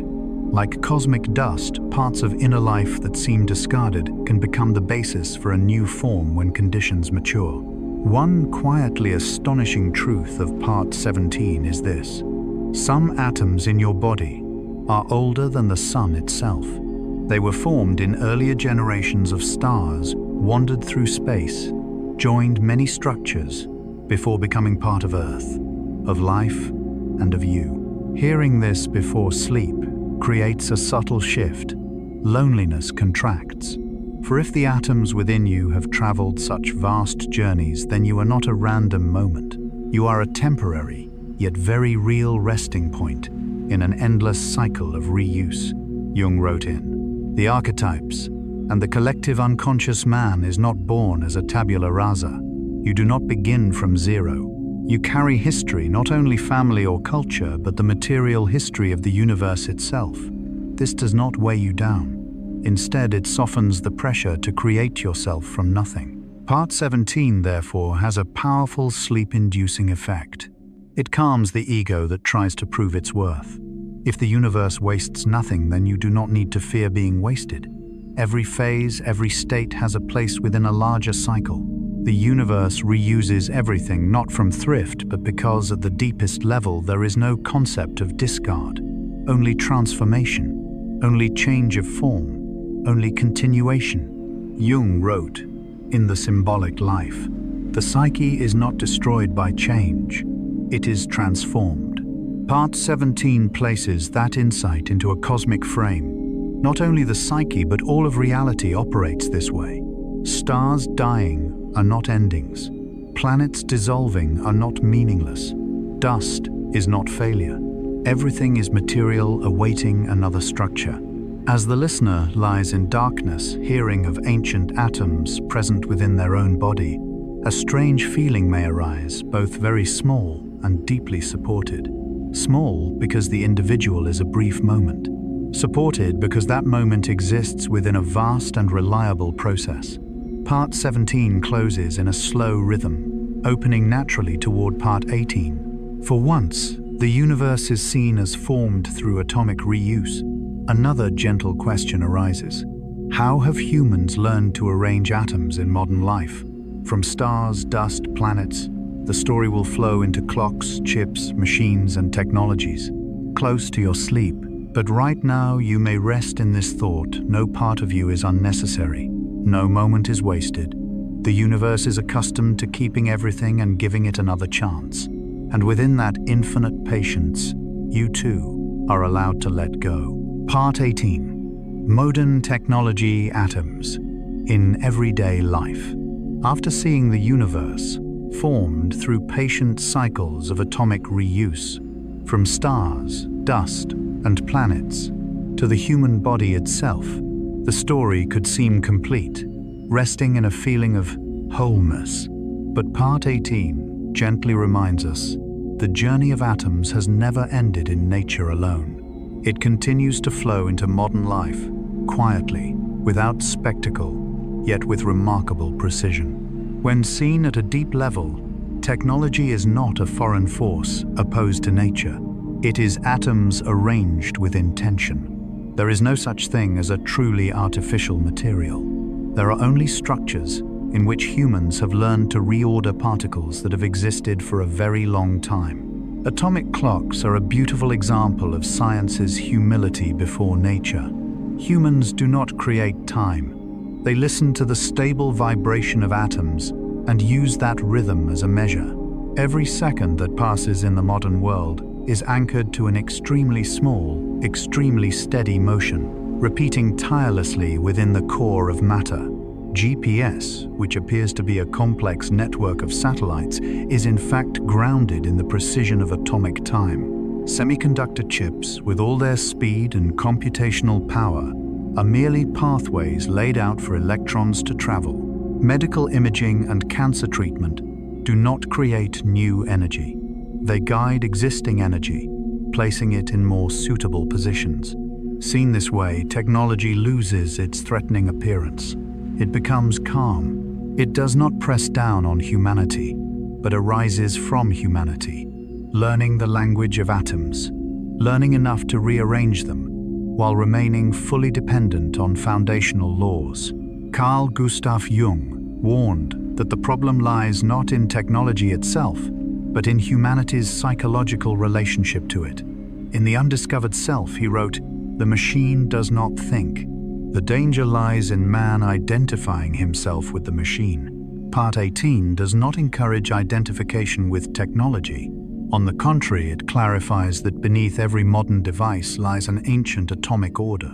Nothing is truly new enough to threaten the foundations of reality. There are only different arrangements, faster, more refined, but not fundamentally separate. This matters deeply for the mind before sleep.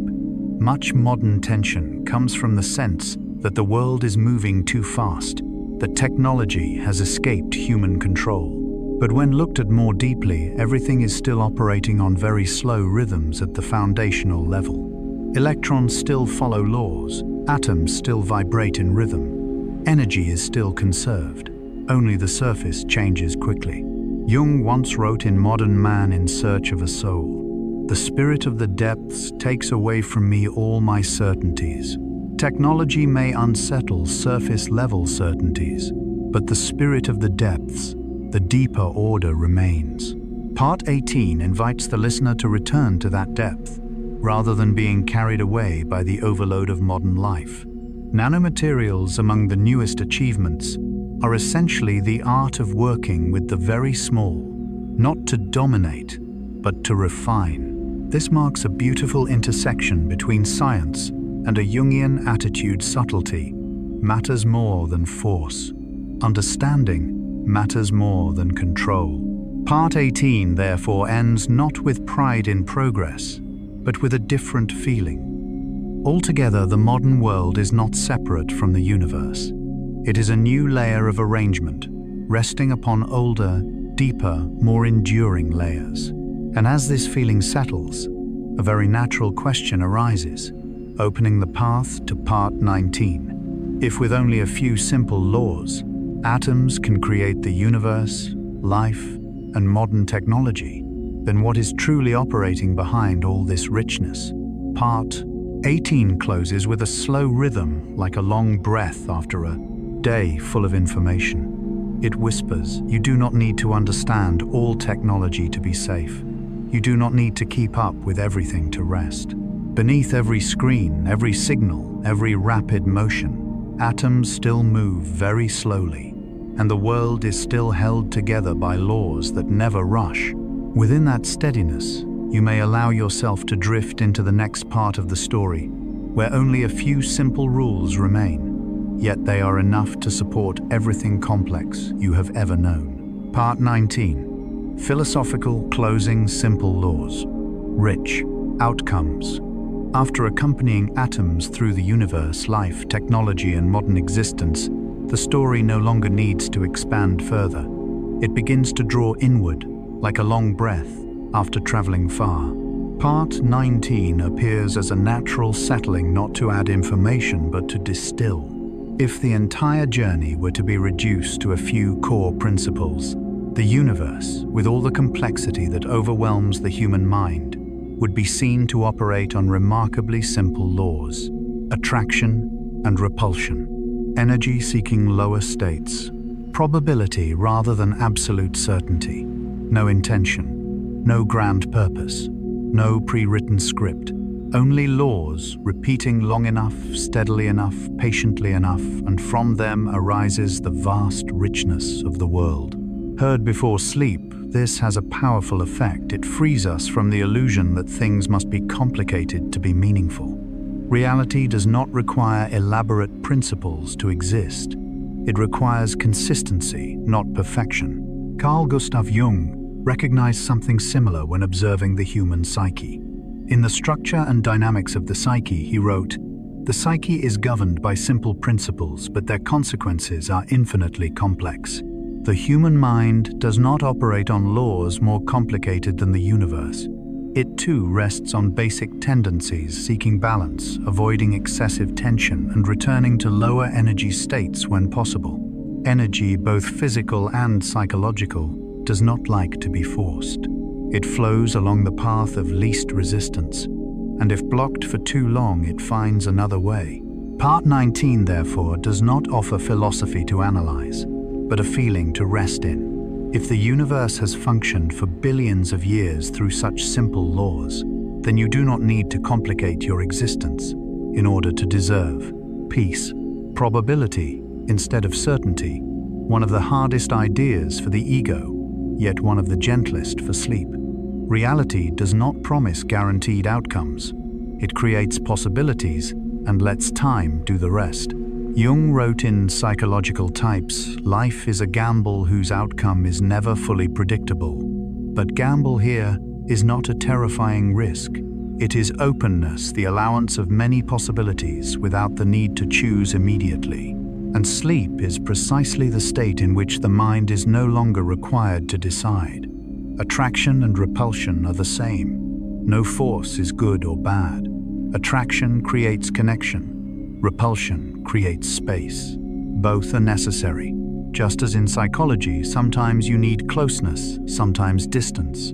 No state must be maintained forever. Jung wrote in, "The symbolic life opposites are the motor of psychic life." Part 19 places this within a cosmic frame. Simple opposites generate movement. There is no need to resolve them, only to allow them to operate over time. As these simple laws repeat tirelessly without judgment, they give rise to everything: stars, planets, life, technology, and even human emotions and thoughts. Not because of intention, but as a natural consequence of repetition. This matters deeply for the listener lying awake at night.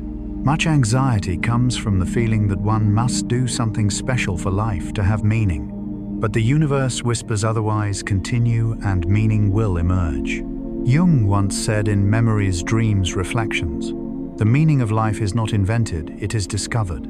Part 19 allows you to stop searching tonight.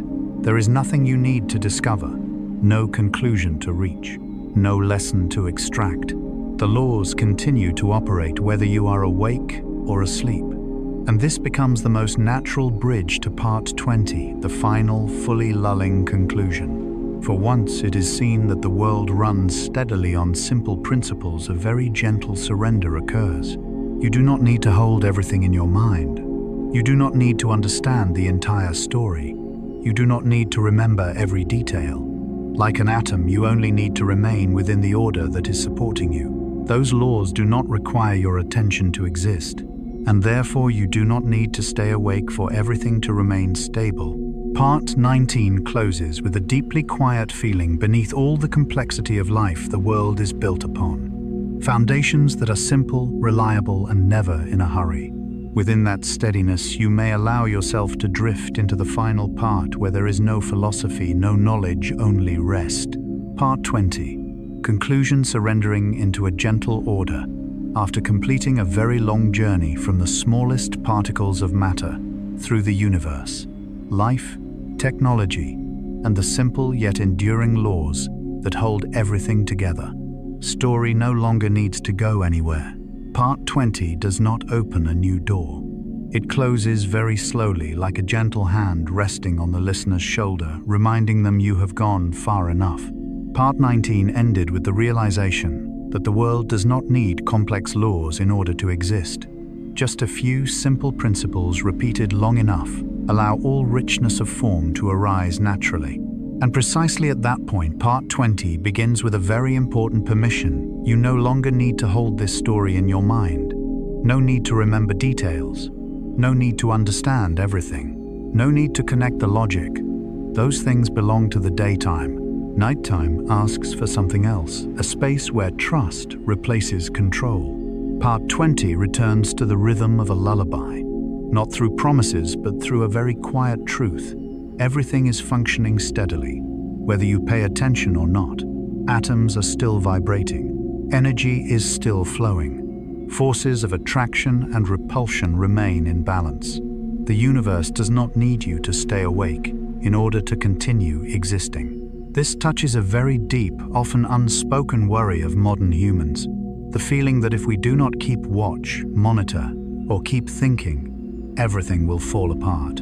But the history of the universe, stretching across billions of years, whispers the opposite reality does not ask you to strain. Carl Gustav Jung once wrote in Memories, Dreams, Reflections, "I am not what happened to me. I am what I choose to become." But tonight, Part 20 suggests a gentler choice. You are allowed to become nothing at all in sleep. You do not need to develop, transform, or understand more deeply. You only need to rest within the order that is already supporting you. Beneath all the noise of life, news, work, thoughts, memories, the universe moves very slowly. So slowly that humans often forget it. Yet this slowness is precisely the foundation of safety. If everything were fast, nothing could endure. If everything changed abruptly, there would be nowhere to rest. Jung wrote in The Symbolic Life, "The unconscious is not chaotic. It has its own order." Part 20 extends this truth to all of reality. Not only the unconscious, but the universe itself has its own order. An order that does not require human management. An order that does not need to be understood in order to function. And within that order, sleep is not a weak retreat, but a temporary merging. When you sleep, you do not disappear. You simply stop trying to control the flow. Just as atoms do not need to know how they are vibrating in order to vibrate correctly, you do not need to know whether you are sleeping the right way in order to sleep. Part 20, therefore, offers no instructions. It does not tell you how to breathe, how to think, or what to imagine. It simply repeats a truth proven throughout the entire journey. The most important things are happening without effort. Jung once said in Psychology and Religion, "Where wisdom reigns, there is no conflict between thinking and feeling." In sleep, that conflict dissolves temporarily. Thought does not need to overpower feeling. Feeling does not need to dominate thought. Everything is gently set down like atoms, lowering their energy to settle into a more stable state. Part 20 does not end with a climax. It ends with cooling. Like a long day closing, not with a loud sound, but with the gradual fading of light. You may hear these final words like a very slow lullaby. There is nothing you need to do now. There is nothing you need to remember. There is nothing you need to resolve right now. Everything is operating steadily. Everything is being held together. The universe has been doing this for a very long time before you were born, and it will continue after you fall asleep. Within this gentle order, you are not the gatekeeper. You are a part that is being supported. And tonight, you may surrender not because you are exhausted, but because you trust. Trust that beneath all noise, the world is breathing slowly. Trust that beneath all thought, there is a very solid foundation. And within that foundation, you are allowed to rest completely. As this story slowly closes, there is no clear stopping point. No door slams shut. No final punctuation. Because the universe itself does not end that way. It simply softens like breath slowing as the night grows deep. Throughout this journey, you have traveled very far. From invisible atoms to ancient stars. From the structure of matter to life technology. And finally to the simple laws that support everything. But now you do not need to carry any of that with you. You do not need to remember what an atom is. You do not need to remember why stars shine. You do not need to remember which laws are right or wrong. These things were never meant to be memorized. They were meant to help your mind feel that everything is okay. At the deepest level where concepts dissolve, the world moves in very slow rhythms. No rushing, no forcing, no demand for anyone to stay awake and control it. Carl Gustav Jung once suggested that human suffering does not arise because reality is too chaotic, but because the ego tries to stand outside the natural order, trying to control what does not need control. And sleep, in its deepest sense, is the moment the ego temporarily releases that role. When you sleep, you are not failing. You are not avoiding. You are not missing anything. You are simply returning to a state the universe has known for a very long time. A state that requires no effort. Atoms do not try to vibrate. Energy does not try to flow. The sun does not try to shine. They simply do what is natural to them, and because of that, everything continues. So do you. If today you feel tired, that does not mean you are weak. If today your mind is full of thoughts, that does not mean you are wrong. It only means you are part of a flow, and every flow has moments when it needs to slow. You do not need to earn rest. You do not need to complete anything more. You do not need to understand anything further. Sleep does not demand intelligence. It does not require effort. It only asks for permission. Permission for the body to cool. Permission for thoughts to pass without following them. Permission to do nothing for a while. If thoughts appear, let them be like dust drifting through space. No need to push them away. No need to hold them. If emotions appear, let them rise and dissolve, just as energy always does. There is nothing you need to fix right now. There is no decision that must be made tonight. Beneath everything, the deep order of the world is still there. Very steady, very patient, very reliable. You are not the guardian of reality. You are a part that is being held by it. And as your eyes grow heavier, as your breath finds a slower rhythm, as the boundary between thought and sensation softens, this is not you losing control, but you returning to your rightful place in the night. The place of a being who is allowed to rest, allowed not to know, allowed not to try. There is nothing waiting for you to handle right now. No sound you need to listen for. No story that needs to continue.